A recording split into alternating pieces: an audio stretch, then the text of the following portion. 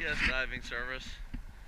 We have come out for the second day using only jumping jacks to bring the dock down by about 3 to 4 inches to help the substrate settle back in, and to take the small amounts of imperfection that were left out of it.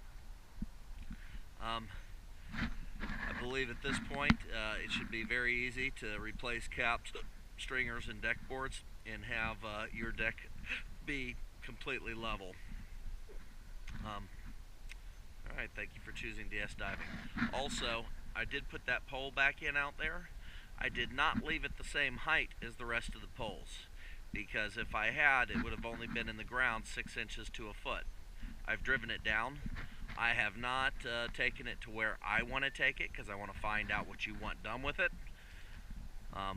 It's right now is sitting about 10 inches above the dock. I really suggest taking it down to the level of the dock and attaching it, to the stringer there, and then running a set of caps after the fact underneath of both stringers to both poles. I'm going to leave it tied up right now until you tell me what you want done with it. Then we'll get back out and leave that.